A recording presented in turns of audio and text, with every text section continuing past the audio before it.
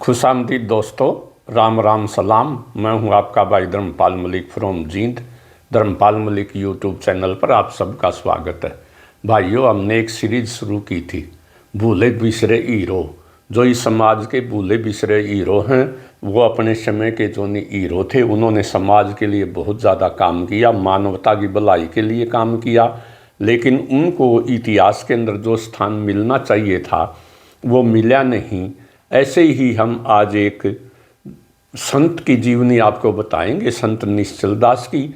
वो हरियाणा के ही थे और उनका जन्म जो 1792 के अंदर Shri Lakshmi Narayan Dahiya x vice chancellor Maharshi Dayanand university Rohtak के अनुसार गांव कुंगड़ के अंदर हुआ था। लेकिन कुछ विद्वानों के अनुसार उनका गांव जन्म दनाना गांव के अंदर हुआ था।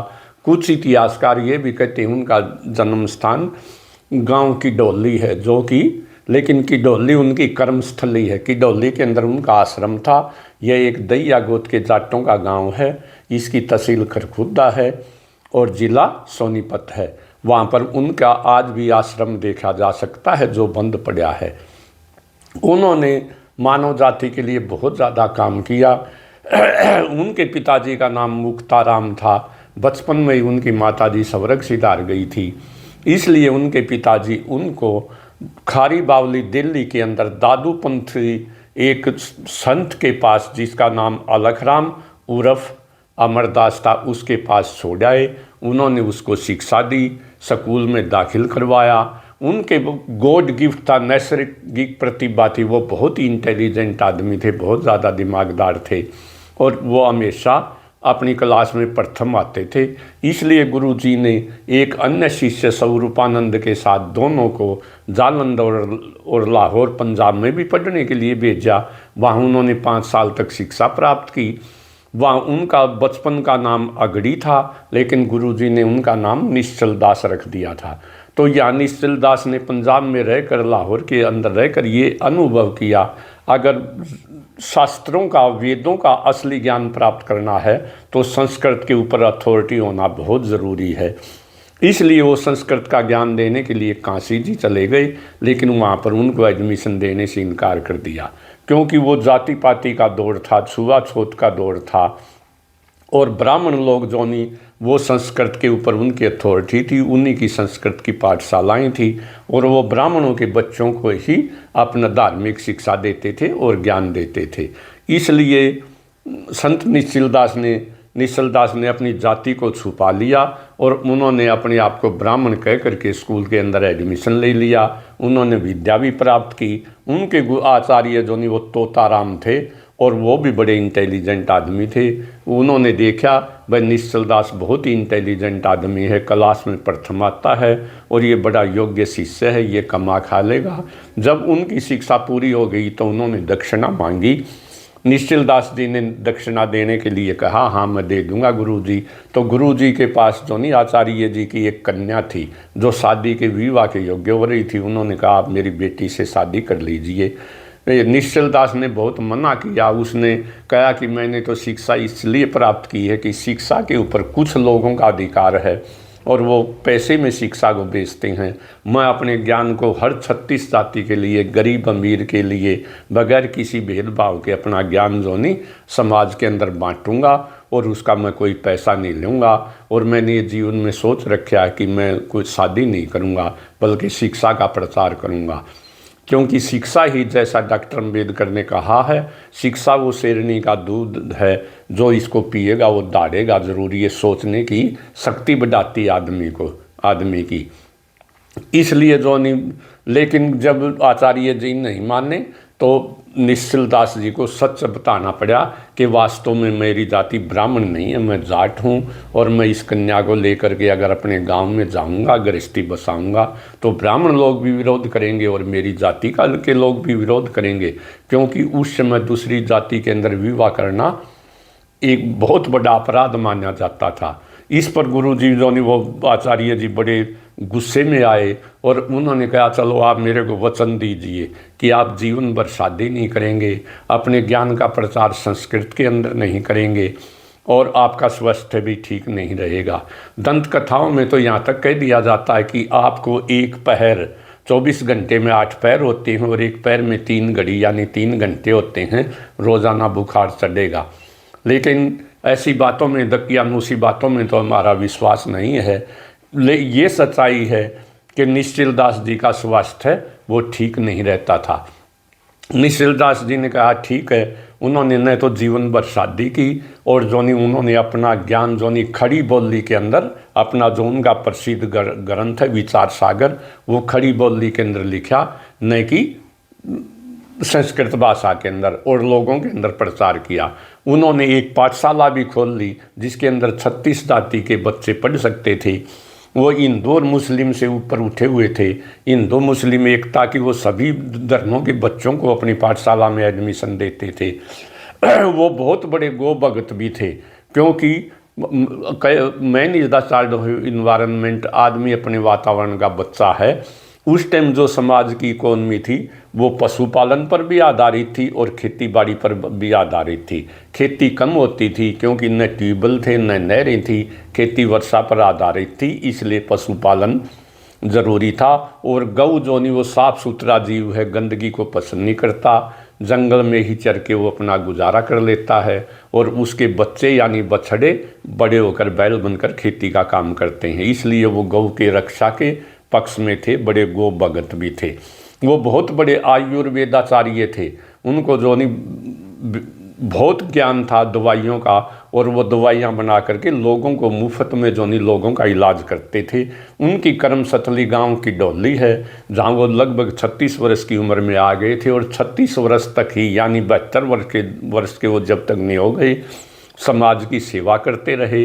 लेकिन 72 वर्ष की आयु के अंदर गांव की डोली के अंदर ही वो इस संसार को छोड़कर 14 जुलाई 1863 को चले गए। उनका गांव में अब भी आश्रम है, गांव में उनके नाम से एक मंदिर भी बनाया गया है। और गांव की डोली के भूप सिंह दहिया ने उनकी जीवनी भी लिखी है, जो रेलवे में सर्विस करते थे। तो उन्होंने अपना सारा जीवन समाज के लिए लगा दिया। वो मानवता का जो नहीं उनका मानवता को सबसे बड़ा धर्म मानते थे और पूरे समाज की भलाई चाहते थे।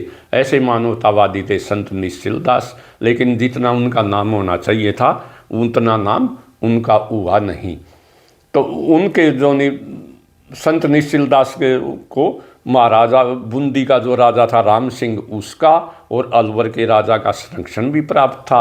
अलवर बूंदी के राजा राम सिंह ने ही उनका आश्रम बनवाया था। उनके 3 शिष्य मुख्य शिष्य थे, 2 तो जाट थे, दयाराम और मनीराम। वो दोनों भी महंत बन गए और जीवन भर उनकी अपने गुरु की शिक्षा का प्रचार करते रहे।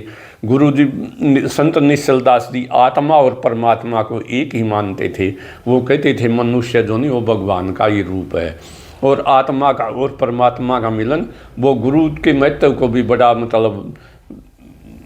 महत्व देते थे गुरु को। वो कहते थे जैसा गुरु होगा, गुरु ज्ञानी होगा तो जो नहीं उसके शिष्य भी ज्ञानी होंगे।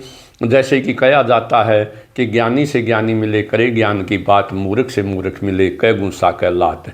कि आदमी को जो नहीं हमेशा ज्ञानी आदमियों की संगत के अंदर रहना चाहिए और अच्छी जोनी सोसाइटी के अंदर रहना चाहिए। वो अच्छी सोसाइटी के निर्माण करने में भी उनने अपना पूरा जीवन जो नहीं इस समाज को दान कर दिया, इस समाज के ऊपर लगा दिया।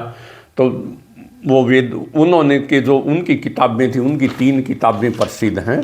जो नहीं पहली उनकी किताब है विचार पहली उनकी किताब है विचार। ये मैंने उनके बारे में लिखा है कुछ उनकी जीवनी जो नहीं, ये जो नहीं नोनिका बहन नोनिका दत्ता ने जो नहीं ये किताब लिखी है, ये social history of the Jats, बहुत ही अच्छी किताब है।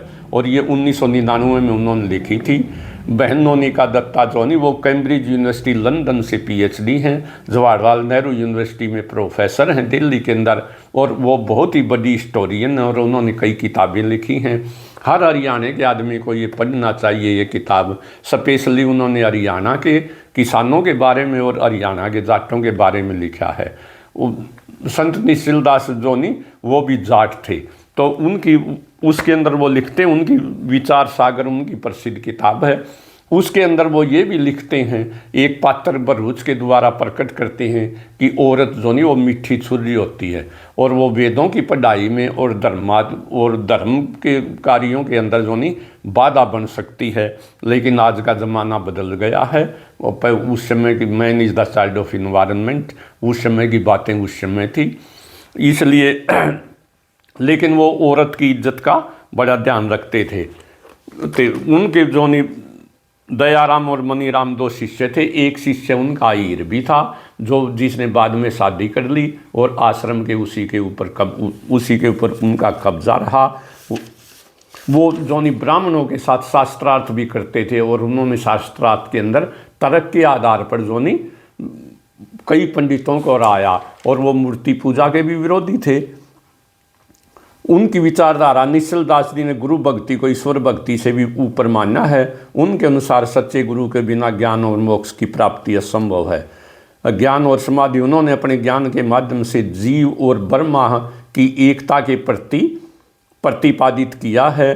वो जोनि विचार सागर आज भी वेदांत के विद्यार्थियों और जिज्ञासुओं के लिए मार्गदर्शन का काम करता है। उनकी जो पुस्तक विचार सागर, उसमें चारों वेदों का सार है, और वेद के पढ़ने वाले भी उस किताब को ज़रूर पढ़ते हैं। लक्ष्मी नारायण दैया तो यहाँ तक कहते हैं, जब अमेरिका के अंदर स्वामी विवेकानंद ने अपना ऐतिहासिक भाषण दिया, तो उसके अंदर उन्होंने संत निश्चल दास और उनकी किताब विचार सागर को भी कोट किया था। उन्होंने कहा था, जो आदमी वेद नहीं पढ़ सकते, अकेला विचार सागर पढ़ लें, वो ही ज्ञान की गंगा है, वो भी बहुत बड़ी ज्ञान की गंगा है।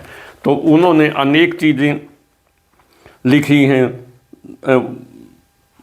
वो लिखते उन्होंने लिखी हो जो नहीं ज्ञान की गंगा बहती है, वो लिखते उन्होंने महाभारत उपनिषदों के ऊपर भी लिखा है, महाभारत के ऊपर भी टिप्पणी की है। वो अपने ज़माने के बहुत बड़े विद्वान थे, हिंदी और संस्कृत दोनों के ऊपर उनकी अथॉरिटी थी। इसलिए भाइयों, हमें उनके बताए हुए मार्ग पर चलना चाहिए। और ये बातें गलत हैं, ये जो ये कहते हैं कि हरियाणा का आदमी जो नहीं गर्दन से नीचे मजबूत होता, ऊपर मजबूत नहीं होता, इसका जीवता जागता ज्वलंत उदाहरण जो नहीं संत निश्चल दास जी हैं। संत निश्चल दास जी 14 जुलाई 1863 को हमें छोड़कर चले गए, और उन्होंने अपना सारा जीवन मानवता के ऊपर ही लगा दिया। ये थी उनके बारे में मोटी मोटी बातें। अगर भाइयों आपको ये वीडियो पसंद आए, इसे शेयर करना, चैनल को सब्सक्राइब करना। जय हरियाणा, जय हरियाणवी। धन्यवाद।